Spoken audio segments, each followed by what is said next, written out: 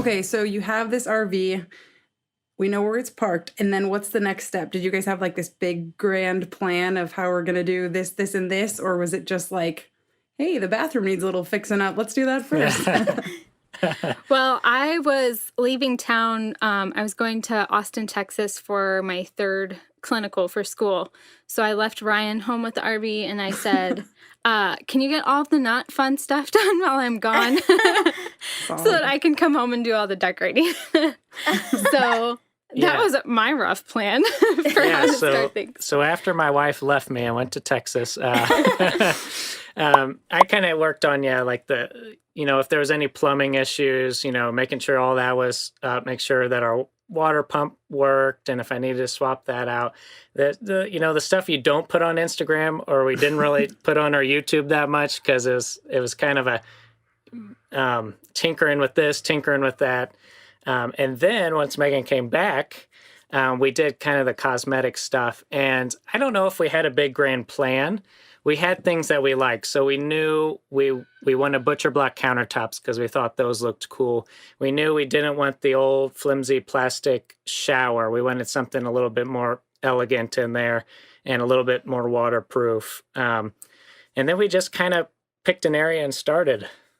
Yeah, we started with the bathroom, which was the worst project out of this whole thing. So at least we got the worst over with get it first. out of the way. I feel like renovating a regular size bathroom would be challenging, but then in an RV when everything's like a little bit tighter and you like can't quite fit, it's just a little bit more challenging. Yeah. Yes.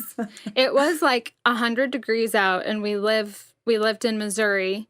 And it's like 99% humid all the time. So there's no ventilation in the bathroom. It was the hottest summer day. And I don't think I have ever sweat that much or ever been so like mentally, physically, and emotionally exhausted.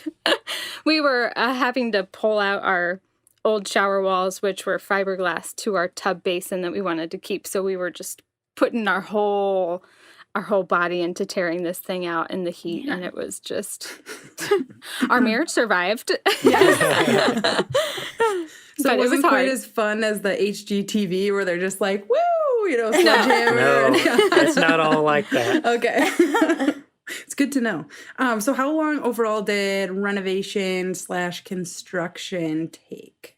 I would say we were kind of off and on for about 6 to 9 months. And mind you, we were still finishing up clinicals. So we worked 40 hours a week during the week. And then the weekends was like, let's pack in as much renovation as we could all the way up to when it was finished. Yeah.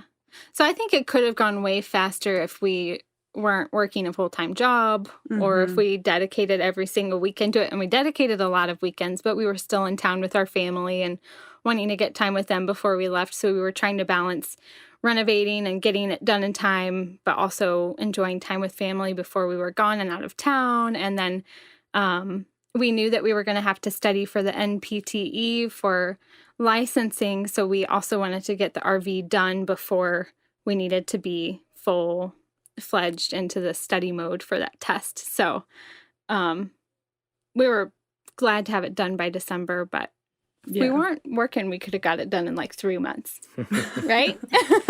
Probably so. Well, and I would imagine as well, like, besides the actual time that it takes just to physically do all of that labor, you have to take into account, like, you're not just going to, put a sledgehammer through a wall. You actually have to do the research and figure out what that's supposed to look like. So you have to take all of that research into account as well, which is going to take some time. And did you even know, like, how do you even know what to do? This whole thing is just so fascinating to me. Brian. You don't know what to do. Just like YouTube.